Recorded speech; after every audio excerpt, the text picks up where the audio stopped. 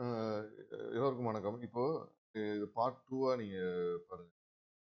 So இப்போ இதில என்ன நம்ம சொல்ல வரோம்னா, எப்படி அவாய்ட் பண்றத நம்ம பார்ட் 1ல சொல்லியிருந்தோம். இப்போ இதுக்கான சொல்யூஷன் எப்படிலாம் இருக்கலாம்? ஏன்னா, நமக்கு ஒன் டே டைம் ஃப்ரேம்ல பாருங்க, 200 மேல தான் இருக்குது. மேல தான் 200க்கு மேல தான் பிரைஸ், 50க்கு மேல தான் பிரைஸ், 20க்கு மேல தான் பிரைஸ்.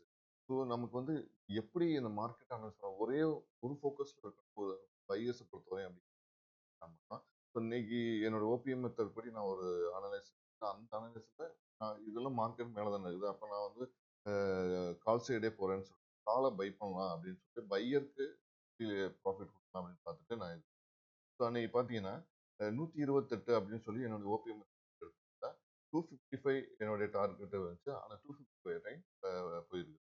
அதே மாதிரி 64 எந்த ஸ்ட்ரைக் ப்ரைஸ்ல 23,300 அதே மாதிரி 23,600 கால் எடுக்கும்.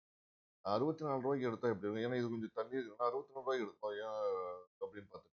ஸோ இது அவுட் ஆஃப் த மணில இருக்கு. ரூ. 64 எடுத்தேன். 128 வரும் வரை போகுமான்னு பார்த்தேன். பட் போகல. பட் ஓரளவுக்கு ப்ராஃபிட்ல வந்து அதே மாரி 23,500 இது வந்து ஏடிஎம் மணியா இருந்துச்சு.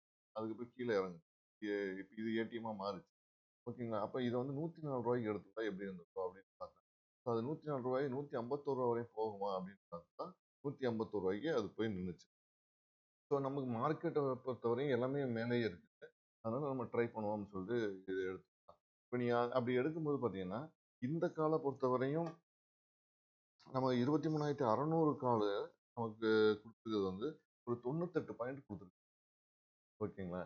அதே மாரி 23,600 பொறுத்தவரை 29 பாயிண்ட் 25 பாயிண்ட் வச்சுக்கங்க.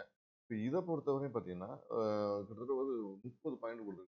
ஸோ ஆக மொத்தம் பார்த்தீங்கன்னா, ஒரு 100 பாயிண்ட் கிட்ட நமக்கு வந்து கிடைச்சிருக்கு. ரூ. 2,500 இங்கேயே நமக்கு கிடைக்குது. அன்னெசசரியா நம்ம வந்து ஏன் சுத்தணும் அப்படின்னா, மார்க்கெட்டிங் இருக்குது. நம்ம இங்க போறோம். கால்ல போறோம். ஸோ இந்த கால் எப்படி மூவ் ஆயிருக்கு அப்படின்னு பார்க்கறது தான் இதுல மெயினா. ஸோ இந்த ஓபிஎம் மெத்தட் படி நம்ம டிராவல் பண்றோம். பிளஸ் சைக்காலஜிய கண்ட்ரோல் பண்றோம். இதோட எண்ட் ரிசல்ட் எப்படி இருக்குன்னு பார்க்கணும்.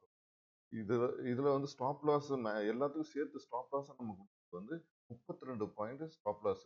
இதுலேருந்து கீழ விழுந்தா 32 பாயிண்ட்ல நம்ம எடுத்துறணும் அப்படின்னு சொல்லிட்டு நம்ம 32 பாயிண்ட் எல்லாத்துக்கும் ஸ்டாப் லாஸ் குடுத்துட்டோம்னா, ஸோ 90 பாயிண்ட் நம்ம குடுத்துட்டோம். பட் நமக்கு 100 பாயிண்ட் வந்திருக்கு. நம்ம வந்து 90 பாயிண்ட் நம்ம வந்து 100 பாயிண்ட் கிட்ட நமக்கு வந்து ப்ராஃபிட் வருது. நம்ம ஸ்டாப் லாஸ் ஹிட் ஆகல. பட் நமக்கு ப்ராஃபிட்ல முடிஞ்சிருக்குது. இது வந்து வாலடைலா இருக்கும்போது இதே வந்து வாலடைல் மாரி இருக்கும். இப்படி இப்படி ஒரு தாட் நம்ம செட் பண்ணோம்னா, ஒருவேளை ஆப்ஷன் பையர்ஸ் அ லாபம் பண்றதுக்கான வாய்ப்புகள் இருக்கோ அப்படிங்கிற மாரி எனக்கு தோணுச்சு. இந்த வீடியோ உங்களுக்கு பிடிச்சிருந்தா லைக் பண்ணுங்க, கமெண்ட் பண்ணுங்க, ஷேர் பண்ணுங்க. நன்றி, வணக்கம்.